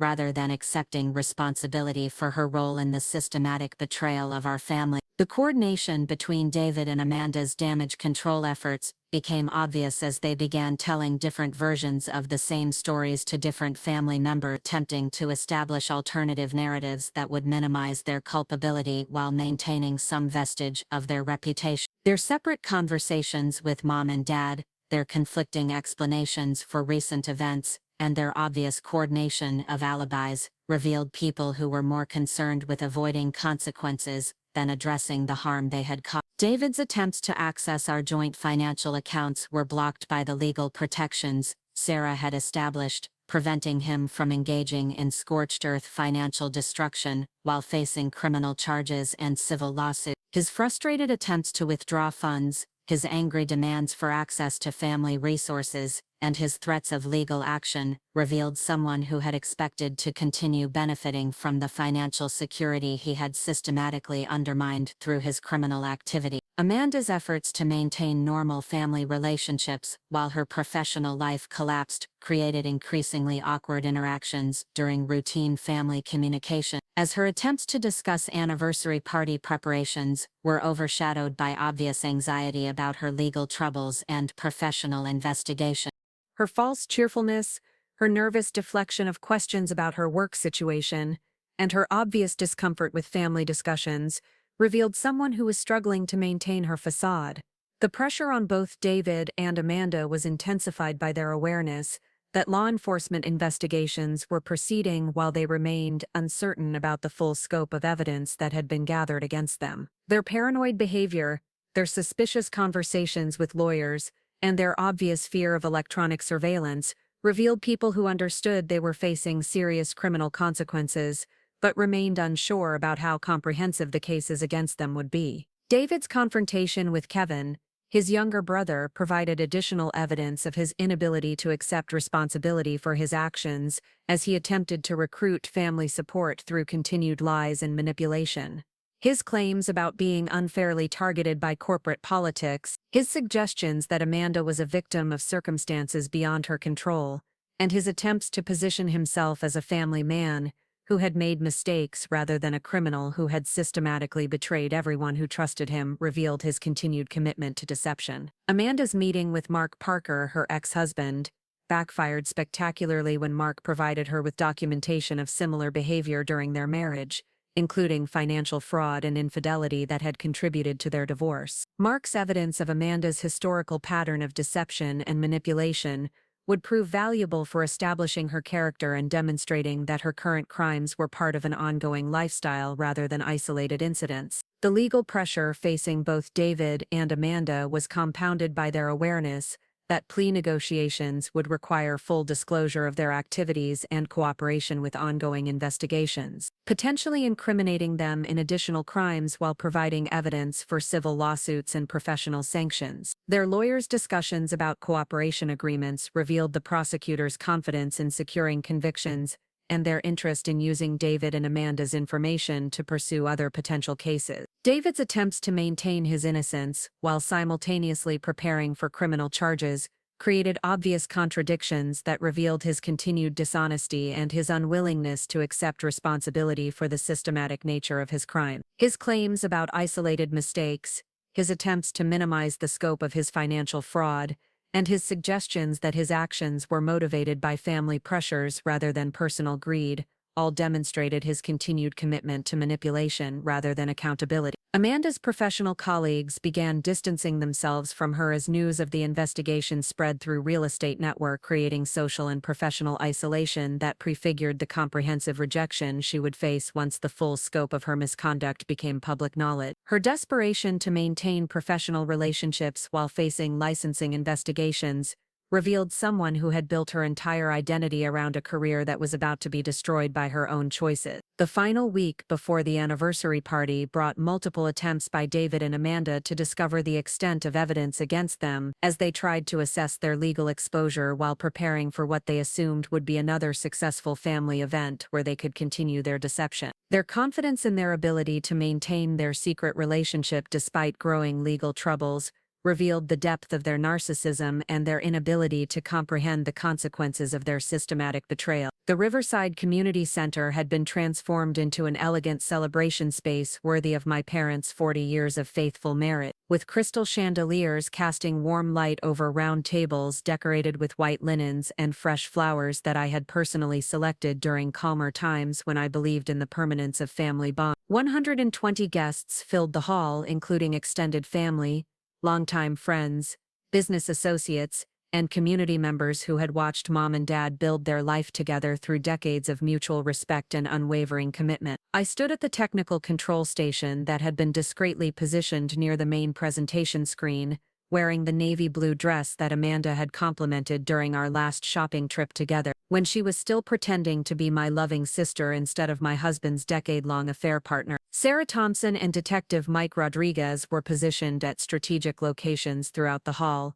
ready to coordinate with the plainclothes law enforcement officers who had integrated seamlessly into the celebration as honored guests rather than arresting officers. Mom and Dad sat at the head table looking radiant and grateful, surrounded by their children and grandchildren in what appeared to be a perfect family gathering celebrating enduring love and commitment. David sat beside me with his arm casually draped across my chest, playing the role of devoted husband with the same skill he had demonstrated for 12 years, while Amanda chatted cheerfully with our cousins about real estate markets and travel destinations she had experienced with someone other than the clients she claimed. The evening had proceeded flawlessly through cocktails, dinner, and the traditional toasts that celebrated my parents' journey from young newlyweds to respected community elders who had raised successful children and built lasting friendship. Dad's emotional speech about finding his soulmate and building a life based on trust and communication had received enthusiastic applause, while Mom's gracious response about the importance of family loyalty and honest relationships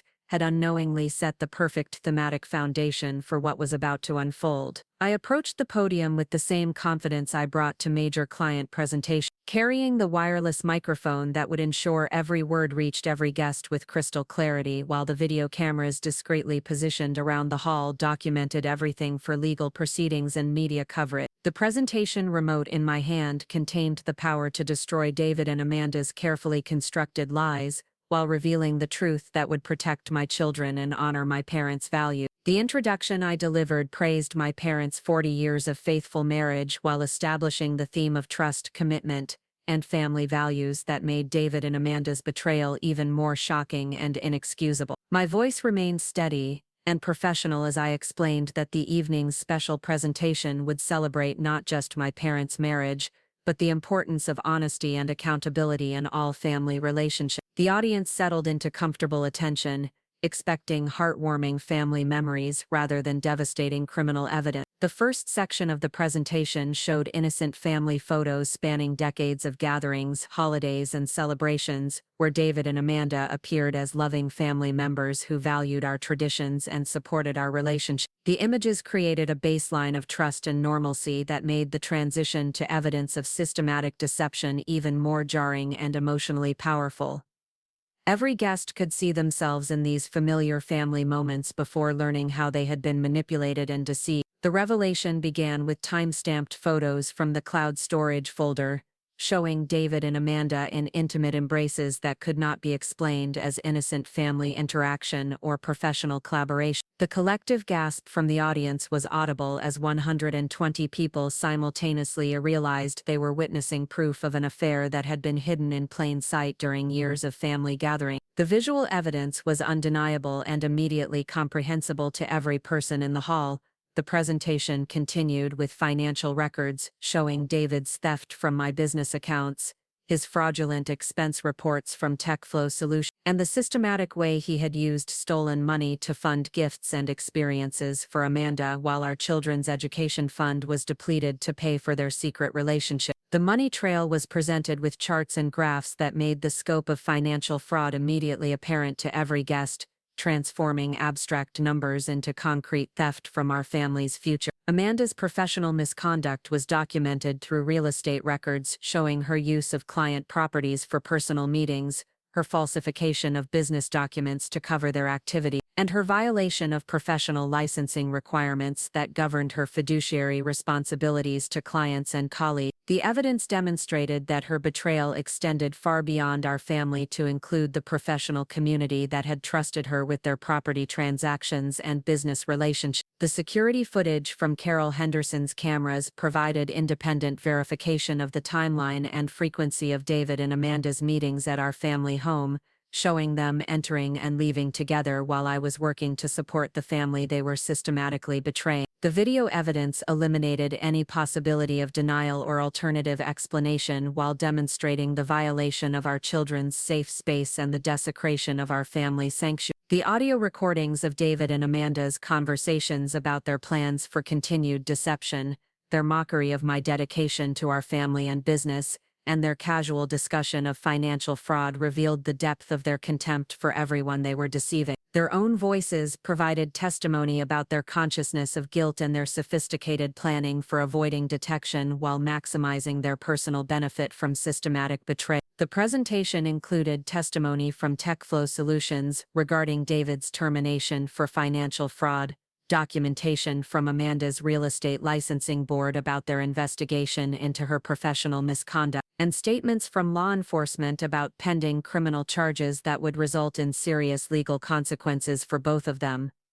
The institutional responses validated the seriousness of their crimes while demonstrating that accountability was already proceeding through multiple channels. The final section revealed the 10-year timeline of their affair, showing how their relationship had evolved from initial betrayal to systematic financial crime while they attended family celebrations, participated in holiday traditions, and maintained their facades as trustworthy family members. The comprehensive documentation proved that every family gathering for the past decade had been contaminated by their deception and manipulation of everyone who loved them. As the presentation concluded, I looked directly at David and Amanda while explaining that their crimes had been reported to appropriate authorities and that law enforcement officers were present to take them into custody immediately. Their shocked faces and desperate attempts to leave the hall were blocked by plainclothes officers who stepped forward with handcuffs and arrest warrants that had been prepared based on the comprehensive evidence compiled over months of investigation. The chaos that erupted as David and Amanda were led away in handcuffs was captured by the media representatives who had been invited to document what they believed would be a heartwarming family celebration,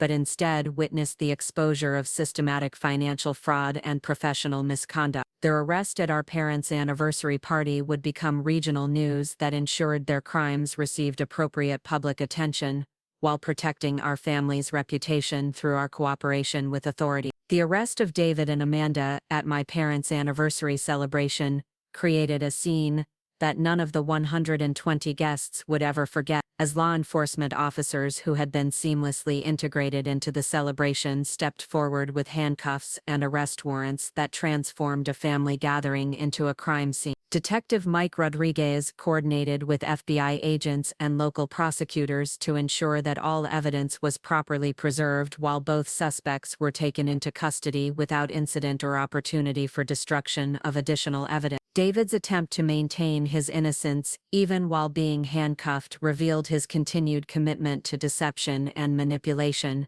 as he claimed the charges were based on misunderstandings and promised to explain everything once he could consult with his attorney. His inability to accept responsibility even when confronted with overwhelming evidence and facing arrest in front of his entire extended family demonstrated the narcissistic personality traits that had enabled his systematic betrayal and financial crime. Amanda's reaction to her arrest was equally revealing as she immediately began attempting to blame David for manipulating her into participating in financial fraud and professional misconduct, demonstrating that their relationship was based on mutual exploitation rather than genuine emotion. Her willingness to betray David, the moment she faced consequences, showed the same character flaws that had enabled her to betray me for 10 years while pretending to be a loving sister. The immediate response from family members ranged from shock and disbelief to anger and demands for additional information about the scope of David and Amanda's crime, as relatives who had trusted both of them for years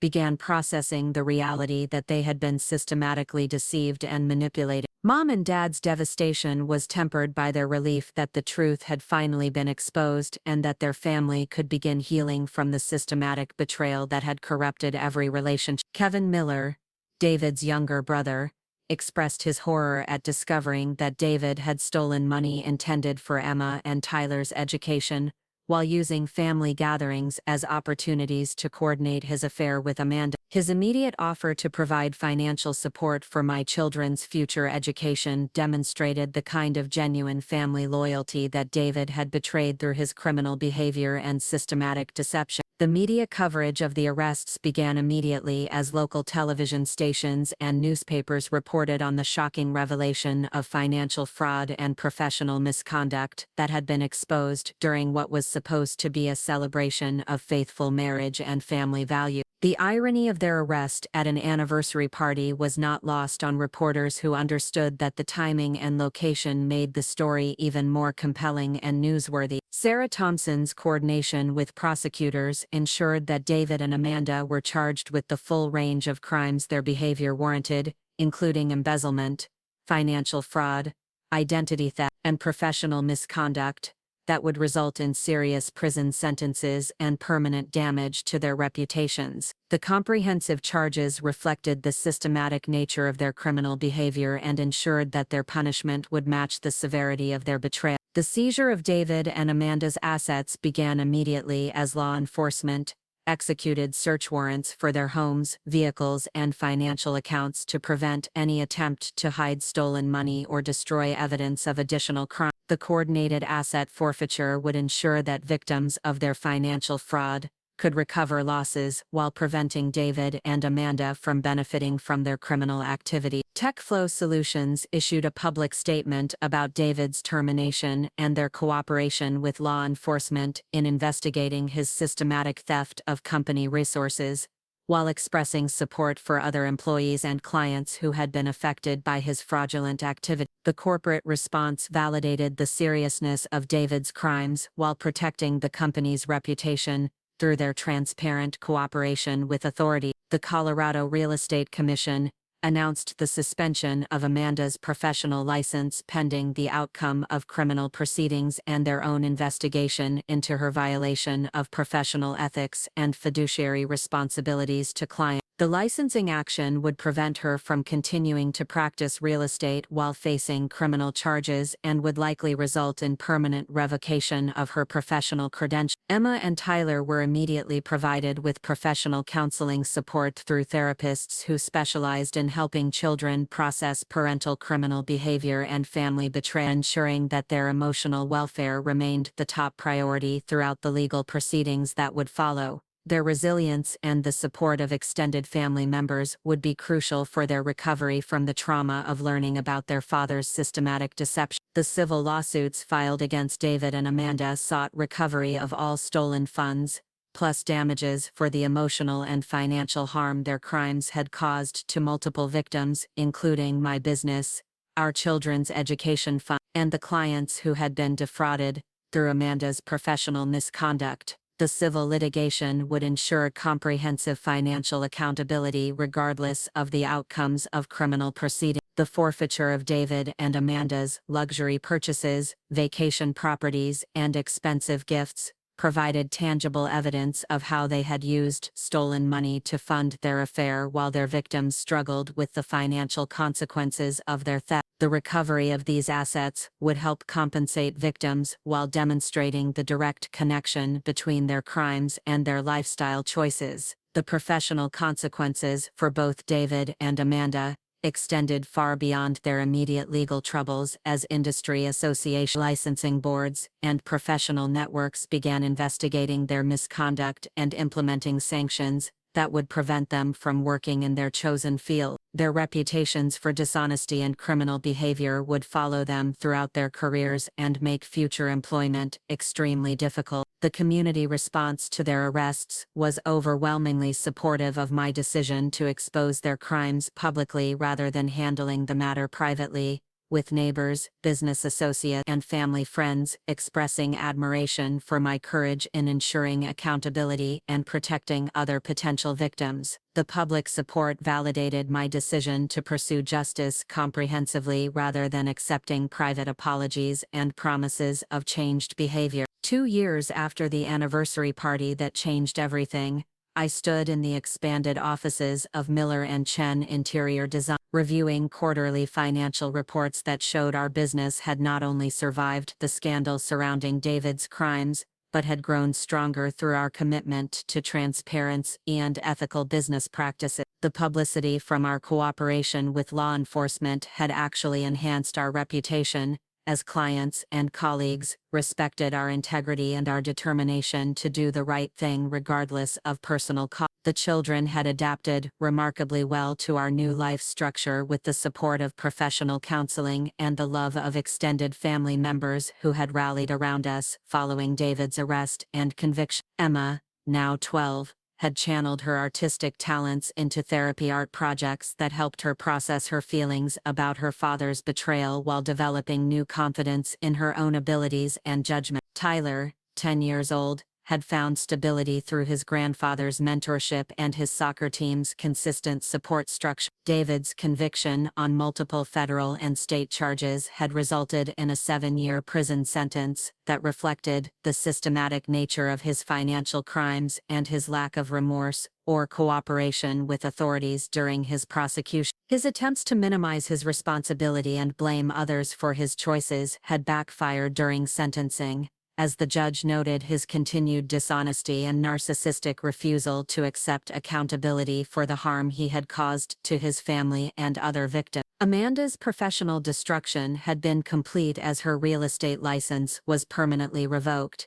Her conviction for financial fraud made her unemployable in any position requiring trust or fiduciary responsibility, and her reputation in the community was permanently damaged by her betrayal of professional and family relationships. Her 3-year prison sentence reflected her cooperation with prosecutors in providing evidence against David, though her attempts to portray herself as a victim had been rejected by everyone who knew the truth. The civil litigation against both David and Amanda had resulted in comprehensive judgments that ensured full restitution to all victims, plus punitive damages that reflected the egregious nature of their crime, while the forfeiture of their assets had provided immediate recovery of stolen funds that were returned to my business accounts and the children's education fund. The financial recovery had enabled us to rebuild our security while ensuring that David and Amanda received no benefit from their criminal activity. The transformation of our family relationships had been painful but ultimately strengthening as we learned to trust again while maintaining appropriate boundaries and expectations based on demonstrated behavior rather than assumed loyalty. Mom and Dad's marriage had actually grown stronger through their united response to the crisis, while Kevin and Lisa Miller had become closer to our immediate family through their consistent support and genuine care for Emma and Tyler's welfare. My personal healing had been supported by professional counseling that helped me understand the psychological dynamics of systematic deception while developing new skills for recognizing manipulation and protecting myself from future abuse. The therapy had also helped me process the grief of losing not just my marriage, but my relationship with my twin sister,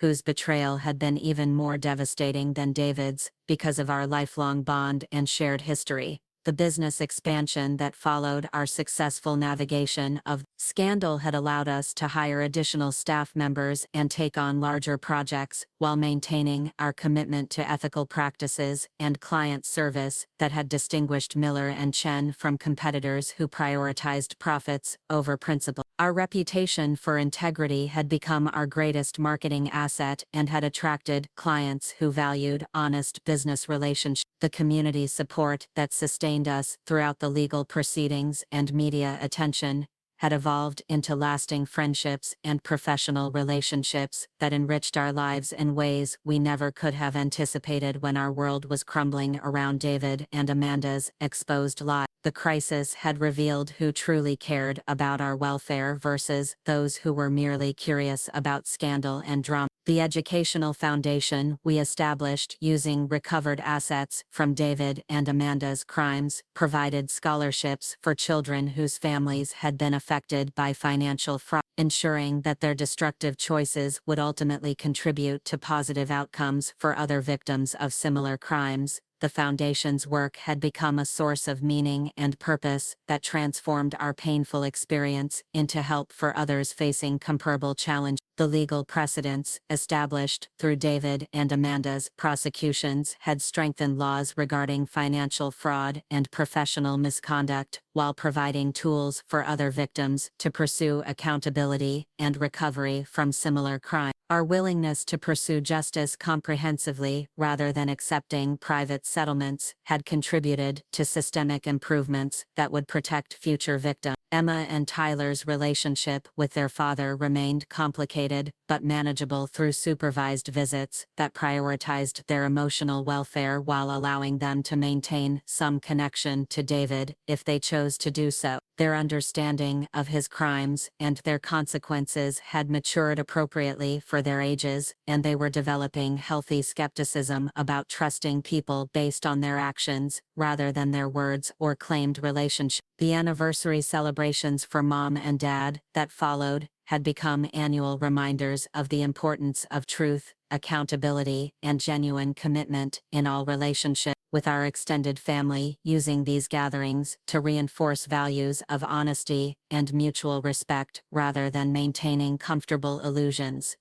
The painful lessons learned through David and Amanda's betrayal had strengthened our family bonds through shared commitment to authentic relationships. The professional recognition our business received for ethical practices and community service had opened doors to consulting opportunities and speaking engagements where I could share insights about business integrity and crisis management with other entrepreneurs facing similar challenges. Our experience had become a resource for others while generating additional revenue streams that supported our continued growth. The long-term consequences for David and Amanda continued to unfold as their criminal records affected their housing options, employment prospects, and social relationships in ways that would impact them for decades beyond their prison sentence. Their choices had created permanent consequences that would serve as ongoing reminders of the cost of betraying trust and violating the law. The peace that came with knowing that justice had been served completely and appropriately allowed our family to focus on building positive futures rather than dwelling on past betrayals or seeking additional revenge against people who had already faced comprehensive consequences for their actions. The closure provided by their convictions and our successful recovery had enabled genuine healing and growth. The new relationships we had built with people who valued honesty and demonstrated integrity through their actions rather than their words had created a social network based on authentic connection rather than convenience or family obligation. The quality of our current relationships reflected the lessons we had learned about recognizing and appreciating genuine trustworthiness. The financial security we had rebuilt through hard work, legal recovery, and careful planning provided stability for Emma and Tyler's futures while demonstrating that ethical behavior and persistence could overcome even systematic betrayal and theft. Our success had become proof that victims could recover completely while ensuring that criminals faced appropriate consequences for their choices. Standing in my office 2 years later, surrounded by evidence of our family's resilience and our business's growth, I reflected on how David and Amanda's betrayal had ultimately revealed strengths and resources we never knew we possessed while connecting us with people who genuinely cared about our welfare. Their attempt to destroy our lives had instead created opportunities for authentic relationships and meaningful success that would never have been possible while we were living under the influence of their lies and manipulation. Up next, you've got 2 more standout stories right on your screen. If this one hit the mark, you won't want to pass these up. Just click and check them out.